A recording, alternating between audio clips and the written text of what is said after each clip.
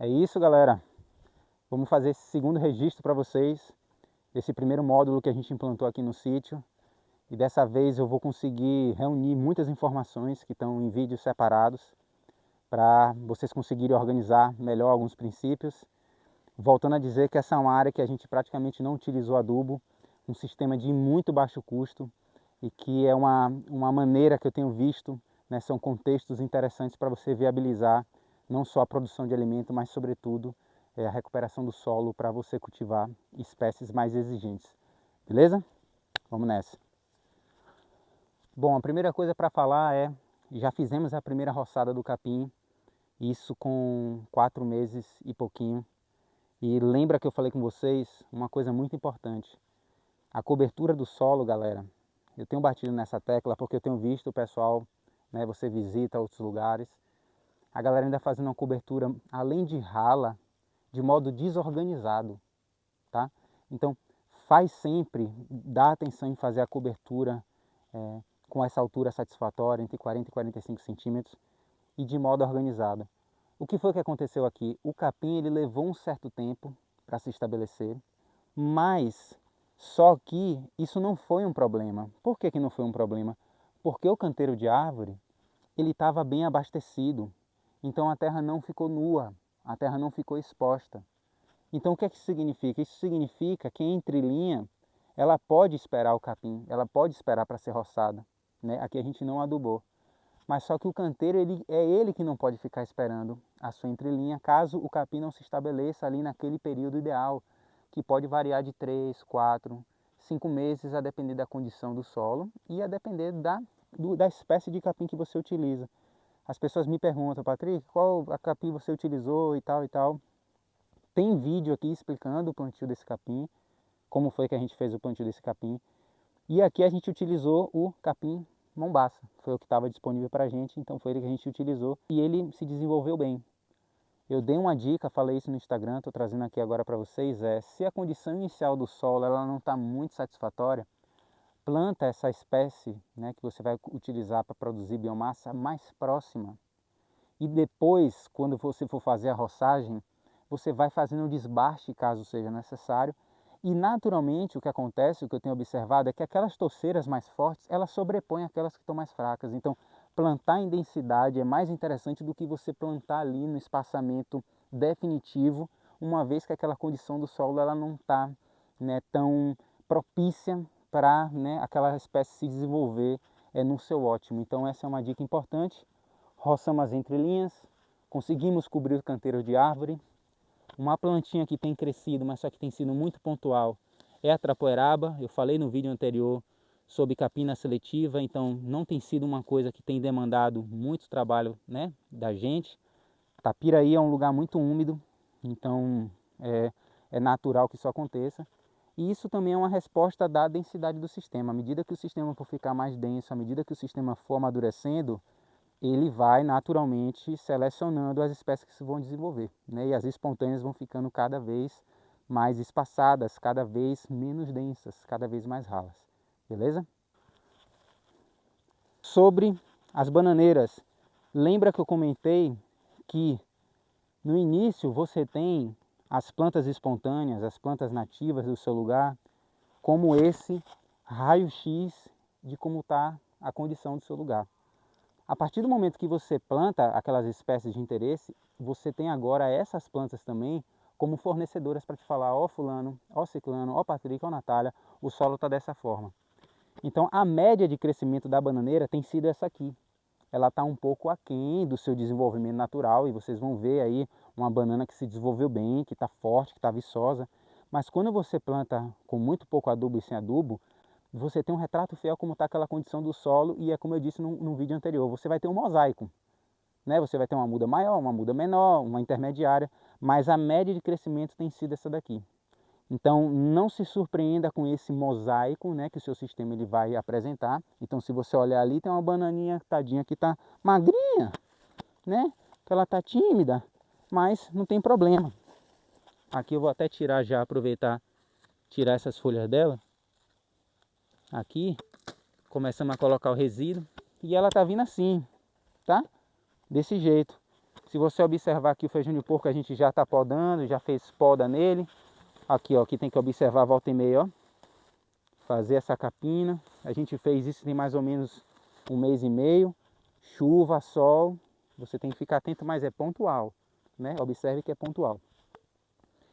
E outra coisa para comentar é o manejo, né? Eu tenho falado para vocês do andu como sendo essa planta fundamental para você estabelecer um viveiro e um sistema com um custo muito baixo, juntamente com a mandioca, né? Ou a aipim em outros lugares.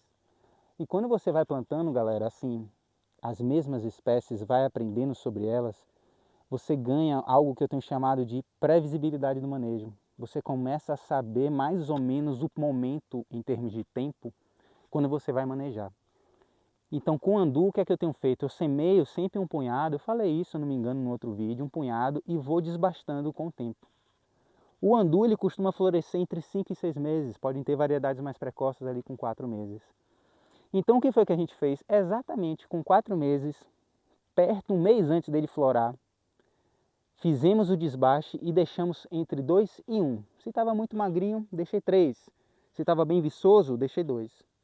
E aí o que aconteceu? Olha o que aconteceu. Ele começou a florar. Exatamente. Então, tiramos o excesso de plantas no momento em que ela vai produzir. Porque se a gente deixasse aqui muito excesso, muito pé de andu em um só lugar, ele não ia produzir satisfatoriamente, né? Então a gente fez o desbaste.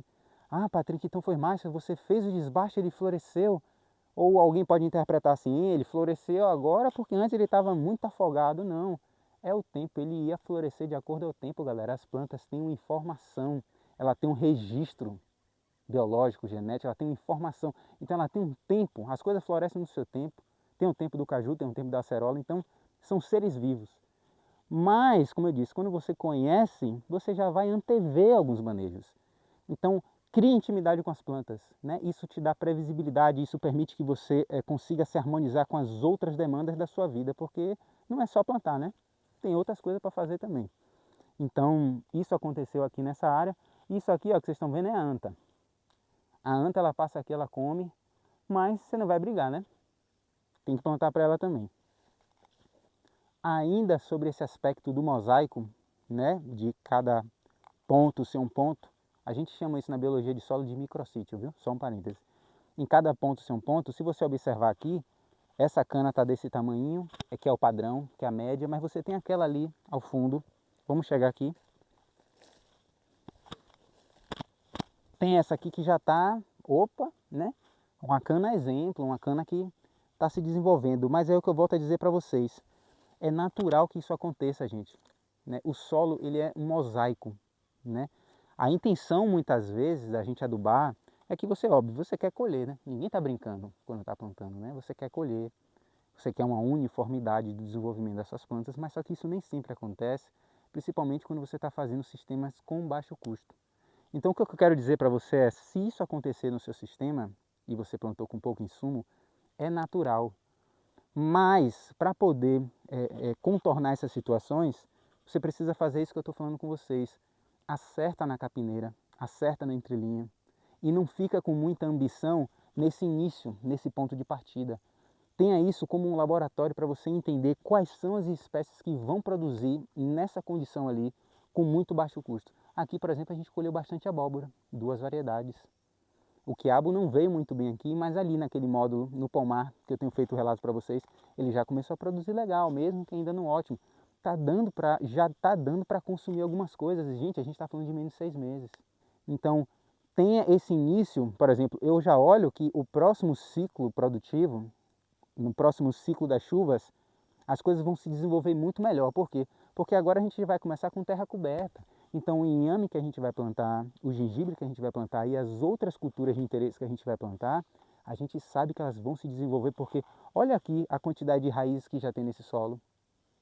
E de quebra, vamos colher mandioca, vamos colher andu, né? Então tudo isso é muito interessante. E aí eu já te falo outra coisa, isso te dá experiência para você já fazer planejamento, tá? Eu estou falando isso para vocês aqui, não vai chegar o período da chuva e a gente vai se perguntar, e agora, faz o quê? Não, essas leituras, essa observação que eu estou trazendo, Isso já é para você ir se organizando para no momento que você for fazer a intervenção, você já sabe qual é o seu plano de ação. Eu não estou dizendo que você vai acertar 100%, mas você já tem um plano de ação, entende? Então aqui, depois que sair essa mandioca, depois que sair esse andu, a gente já sabe as árvores que a gente vai plantar, já vai fazer uma roça de milho aqui, ou seja, o que é que eu quero dizer? Isso você tem uma estratégia, né? Com a intenção de fazer o sistema prosperar e atingir, chegar no ponto de ter aquelas espécies que a gente tem interesse em cultivar. E tudo isso de modo mais barato, né? E uma coisa para mostrar para vocês, ó, isso aqui é pau-cigarra. Ela é uma leguminosa espontânea, ela está crescendo bastante no sistema, ela está crescendo aqui, tem um indivíduo ali atrás de vocês. E o que é que a gente vai estar fazendo, gente? A gente já pesquisou, viu que ela nasce e destaca, então a gente vai estar entrando com essa espécie e também começando a coletar a semente dela. Então, se eu for falar de produção de biomassa, eu vou trazer essa planta aqui para o meu sistema. Então veja como esse processo de leitura e observação, ele é importantíssimo. Se você ficar tentando apenas replicar um croquis, um modelo, você não vai aprender. E a intenção é que você aprenda, que você tenha autonomia, que você tenha liberdade para poder, e sobretudo conhecimento para fazer as suas áreas elas prosperarem. Beleza? E uma outra coisa que eu queria falar com vocês também é, aqui eu tenho percebido que no Sudeste o pessoal não tem muito essa cultura de consumir o andu enquanto alimento, como em alguns lugares, né, na Bahia, em alguns lugares no Nordeste, quando eu fui no Alagoas também eu vi isso, uma cultura forte também do andu. Então, uma coisa que a gente já vai estar fazendo é pegar variedades que sejam mais produtivas. Eu estou vendo que a arquitetura dessa planta, ela não produz tanta flor assim, né? E você tem, pelo menos o que eu tenho observado aqui, falando de Sudeste, o andu visto muito mais como adubação verde. Então, se é adubação verde, não importa muito a quantidade de fruto que vai dar. Mas como a gente está interessado em consumir também os frutos dele, do andu, vamos estar trabalhando com variedades que produzam mais. Então, fica atento a isso. Na época que eu trabalhei na Fazenda Buraco, tem um vídeo aqui sobre. A gente cultivou mais de 5 variedades de andu, com arquiteturas diferentes, cores diferentes. Então, é importante pensar a variedade de uma mesma espécie quando você fala de plantar, né, em densidade. Então, cultiva mais de uma variedade de mandioca, cultiva mais de uma variedade de milho, de cana, porque isso vai fazer bem para o seu solo. E claro, escolha aquelas que produzam, é importante também. Só para a gente poder fechar esse vídeo, falar outro ponto, né, importantíssimo também, estamos entrando agora, já estamos, né, no outono e inverno, e é um momento de seleção natural. Eu preciso que vocês entendam isso. Seleção natural ela não deixou de existir não, gente, porque chegou na gente enquanto espécie, viu? Continua. Se descobre novas espécies ainda, apesar de, né, rolar esse processo de extinção aí, causado por nós. Então, em alguns lugares, esse momento de estresse, ele é o quê? Ele é o verão, né, estiado. Aqui no Sudeste, por exemplo, o verão é chuvoso. No Centro-Oeste também, o verão é chuvoso. Em outros lugares, o verão não chove, tá? Então, aqui, por exemplo, você não tem tantas chuvas assim no outono e inverno. Tapiraí é uma exceção, porque é um microclima, está dentro de uma macro-região com mais de 30 mil hectares de Mata Atlântica preservada, e então tem capacidade de produzir sua própria chuva. Mas, no geral, o outono e inverno é um período de descanso aqui, então é um momento de estresse para as plantas, é um momento de seleção natural. As plantas reduzem a sua atividade metabólica. E nesse momento é que o seu sistema ele precisa estar verde. Então, é que eu tenho chamado isso de segundo alcance. O inverno, olha como está o sistema. O sistema está verde nesse outono e inverno. Ele vai ficar verde nesse outono e inverno. A tendência é que, mesmo que lenta, o capim tenda a crescer, ele tenda a subir. Isso é uma coisa muito importante para o seu sistema ele ficar ali, ó, no frio, ele vai estar aquecido, ele vai estar protegido, ele vai estar transpirando, ele vai estar respirando. Isso gera, né, um certo calor e ameniza esses extremos que podem acontecer. Se fosse com calor, seria a mesma coisa. Ficaria mais fresco, reteria um pouco mais de umidade, à noite, na madrugada, geraria aquele orvalho. Então pensa isso, no momento mais estressante, no momento de seleção natural do seu lugar, né, que é o período que normalmente não chove, o seu sistema ele precisa estar verde. Beleza, galera? Eu vou fechar esse vídeo por aqui, espero que essas informações ajudem vocês. Não deixa de curtir, não deixa de comentar e a gente se vê no próximo. Muita paz.